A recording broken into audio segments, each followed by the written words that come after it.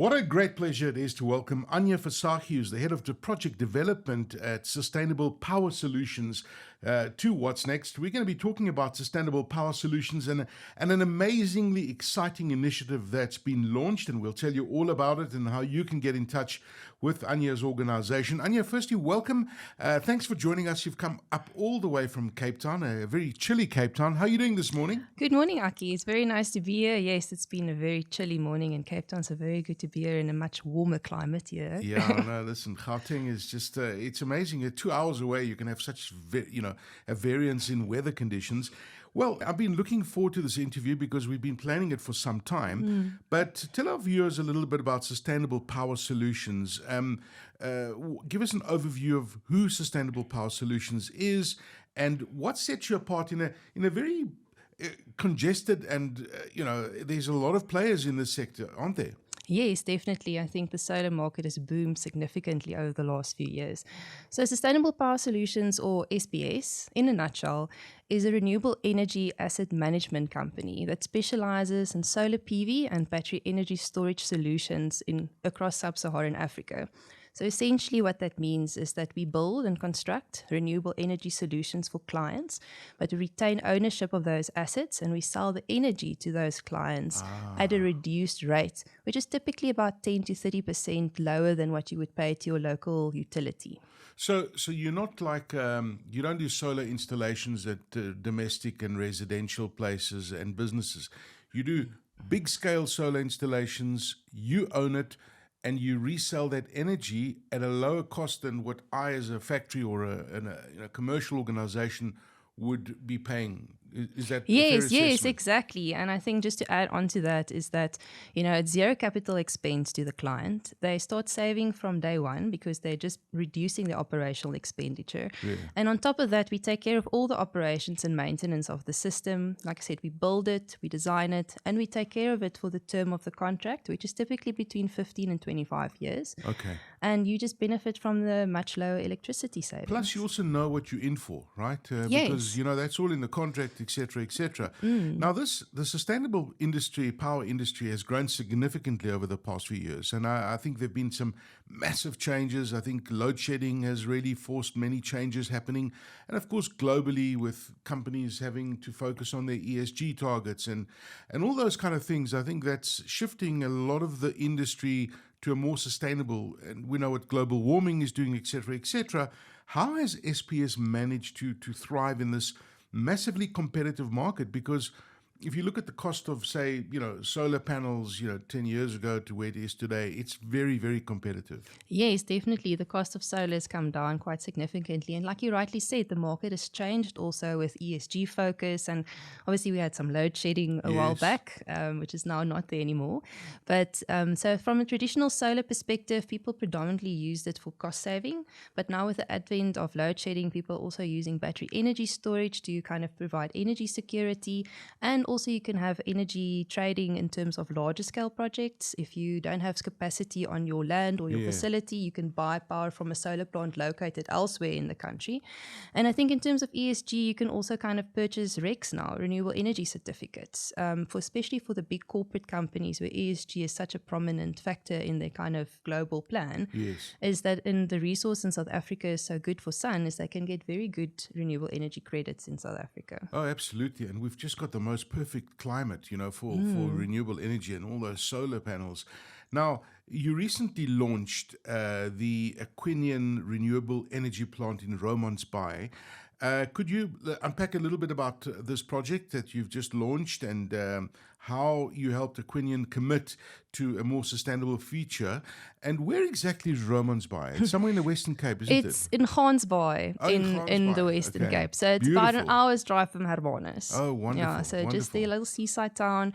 And Aqunion is one of the largest abalone farming conglomerates in South Africa. Okay. So they've got a big farm at Romansbaai where they grow the abalone, and they approached us in 2023 and they were looking for a renewable energy solution to kind of assist them in terms of cost saving, but predominantly on energy security. So how they grow the abalone is they've got these big concrete tanks where the abalone grows in, and they have to consistently pump fresh seawater through these tanks to keep these animals alive. Oh, wow. So they can't afford to not have any power, because then the animals might die. Yes. So they've invested already in a hydro solution for themselves as water pump storage on the site, and they had a big fleet of generators, which, as we all know, is kind of the incumbent to protect oneself against load shedding. Yeah. So they were trying to find a more sustainable way to do that. So they approached us to look at a solar PV and battery energy solution to kind of provide them with that energy security, but also affect cost savings. So when the power does go out, there's a near seamless transfer to the renewable energy solution that essentially then is able to power the whole facility and these critical pumps for a duration of about 4 hours. Wow. Yes, and now that the fact that load shedding is no longer so prevalent, and especially in that area, the batteries can also be used for further additional cost savings. So not only is the energy security, but we utilize a thing that we call tariff arbitrage.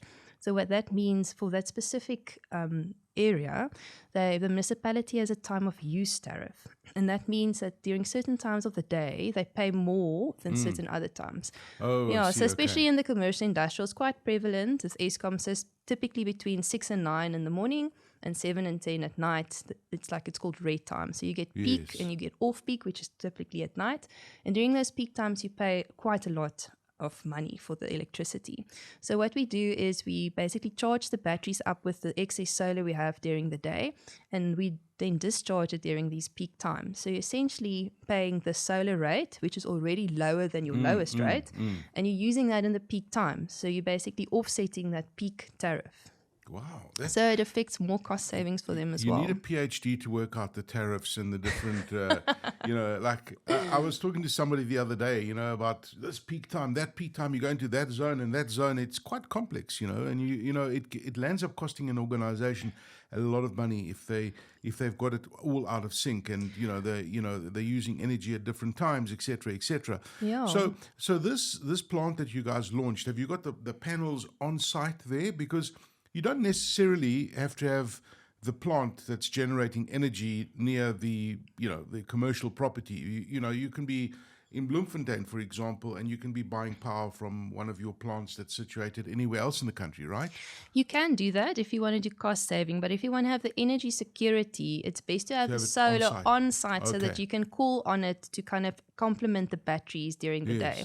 So the solar can't be dispatched because it obviously depends on when the sun is and if there's clouds. So you need kind of the batteries to fill in the gaps, but you can then still rely almost 90% or 95% on solar during the day. But if it's not on site, you can't really rely on it in that way. I'm very fascinated by the technical aspect of this installation. Do you have any numbers off the top of your head on how many solar panels there are and how many kilowatt hours of energy are you able to generate? So the solar plant is 2.4 megawatts of power. Wow. And the batteries is about 8 megawatt hours of battery storage capacity. That's big. Yes. So like I said, their kind of base load is these pumps, and they use about 2 megawatts of electricity consistently through the day. That's absolutely fascinating.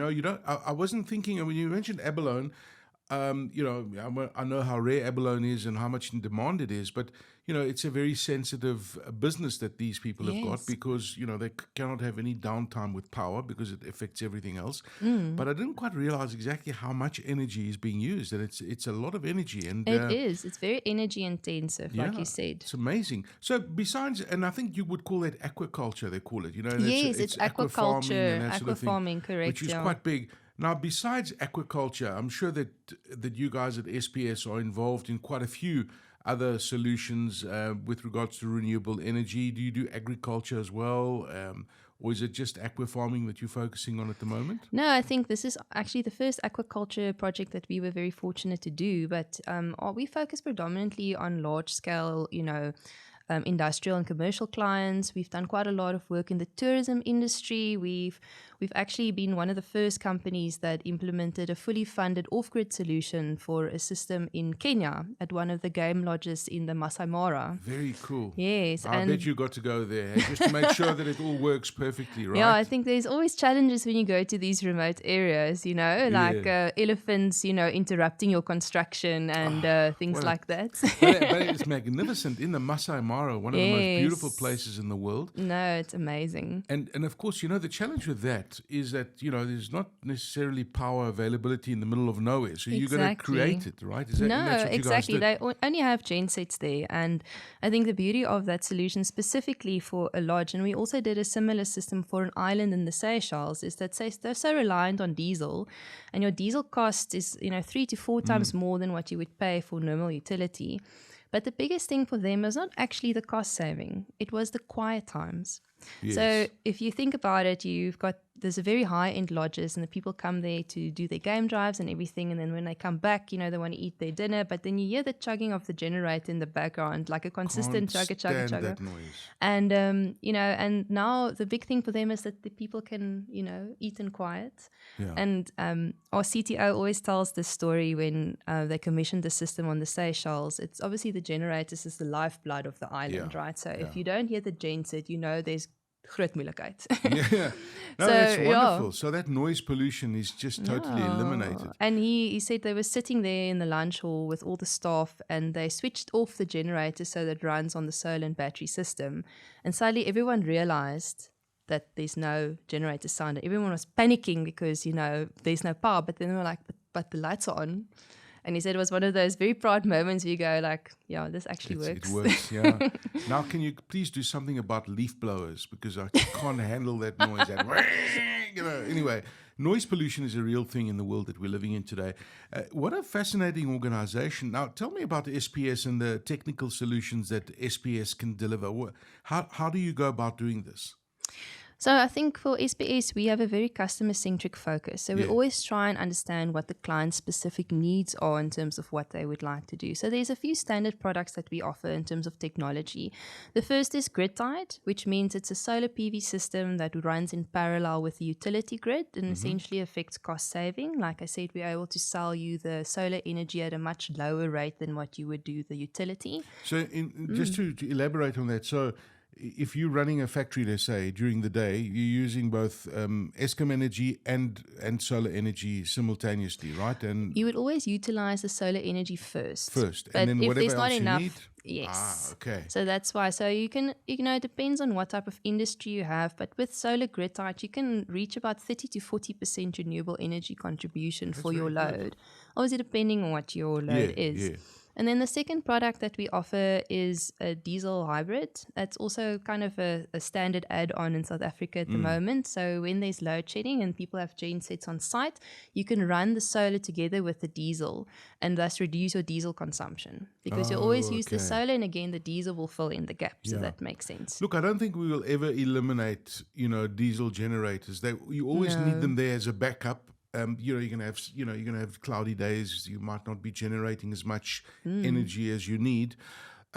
It sounds like you guys are working on some amazing, exciting projects. From game farms and aquaculture and in the tourism industry.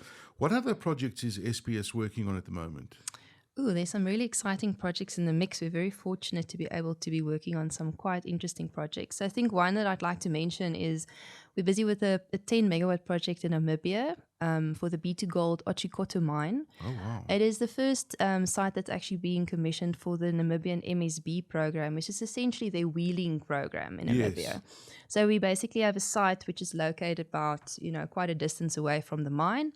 And we are wheeling it through the Namibian network to the site. So that's quite exciting. How many megawatts did you say that 10 is? megawatts. 10 megawatts. I'm trying to work out, and my brain, I didn't do well at maths, but how many solar panels would be driving that kind of energy generation? Probably about like 20,000 or so. It's quite a lot. Your standard panel size is roughly about 500 to 600 watts. Yes. So, if you can work it out like that. That's a lot of energy. Yeah. Okay, so that's a big gold mine. What else are you guys working on? And the other one that's actually quite exciting, which quite thrillingly was opened by Premier Alan Windey this week, is Darling Green Estate. It's in Darling in the Western Cape. So it's a green estate that they've developed, and we we are providing them with a renewable energy solution for the estate. And the first phase is a megawatt solar PV project where we are providing to the estate, but all excess power that's not being used is actually being sold back to the Swartland municipality. Okay. And then we're also developing a second phase, which will be 5 megawatts that will tie into the Eskom network, and we'll basically be selling that to an energy trading company called Energy Exchange on a wheeling basis. That's amazing. Yeah. Have you done that calculation on how many megawatt hours you are generating? How many megawatts does SPS generate with all of your projects together? It's a lot. I yeah. mean, our track record at the moment is we've got 130 megawatts of projects installed to date, and about 40 megawatt hours of battery. So I think that together makes up quite a bit of kilowatt hours. So those are some serious projects that you guys are working on at the moment. And what I find very interesting about just talking to you about SPS is the diversity. That you're doing, residential estates, you're doing aquaculture, you're doing big gold mines, you're doing tourism. So, you're not specifically focusing on one industry. Energy is energy. Whichever industry you're in. What is the kind of minimum requirement that an organization would need to use to start talking to you guys? I think from our perspective, as we know, solar in South Africa is growing quite substantially. Yeah. When SPS was founded in 2008, we did our first project, which was 30 kilowatt peak. Okay. And that was big. That was it big was in like those a big days, thing. yeah. And then, in 2013, we did a megawatt, which was the biggest rooftop project in Africa at that stage. But I think from now, we're kind of focusing on a minimum size, about 400 kilowatt peak. Okay.